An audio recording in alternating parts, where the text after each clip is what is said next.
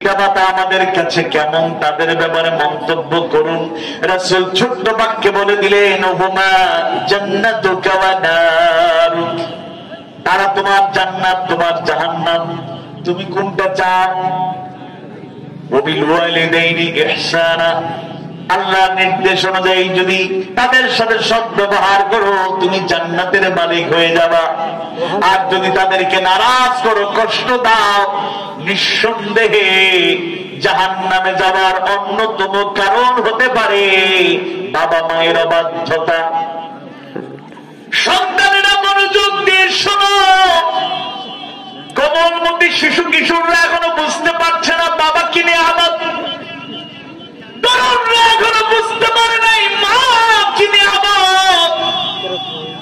আমি জানি না রহমানিয়া রহিমপুর রহমানিয়া নুরানি হাফিজিয়া মাদ্রাসায় তালেবে ইলমদের মধ্যে এতিম আছে তো নাকি? আছে, এতিম আছে। ছোট্টবেলায় যারা এতিম হয়ে যায়, জীবনের মাঝে মাঝে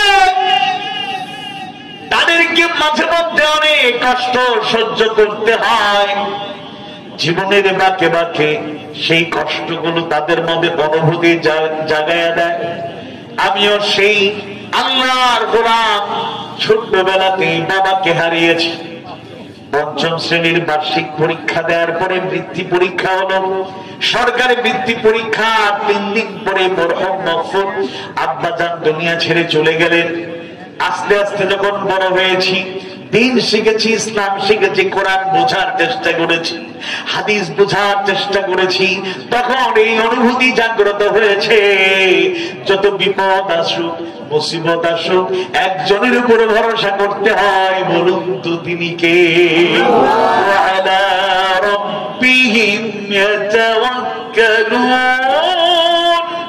আল্লাহর উপর ভরসা করে জীবন কাটাতে হয়। কিন্তু এই বুঝটুকু আসার আগে জীবনে এমন সময় কেটেছে বুঝটুকু আসে নাই, আবার শয়তান মাঝে মাঝে ওয়াসওয়াসা দিত। এমন অনেক দিন গিয়েছে নিজে কেঁদেছি আর মনে মনে ভাবতাম, আহারে আমার আব্বা জান নাই, যদি আব্বা জান বেঁচে থাকতেন মনে হয় আমাকে এই কষ্টটা করতে হতো না। ছোট্টবেলায় যাদের মাথার উপর থেকে ছায়াটা সরে যায়, যিনি সারাটা জীবন আগলে রাখার চেষ্টা করতেন, যিনি নিজের চাহিদা পূরণ না করে সন্তানের চাহিদাকে পূরণ করে নিয়েছে। অনেক বাবারা এখানে বসে আছেন, নিজেরাই সাক্ষী, বলার দরকার নাই, বলার দরকার হয় না। সন্তান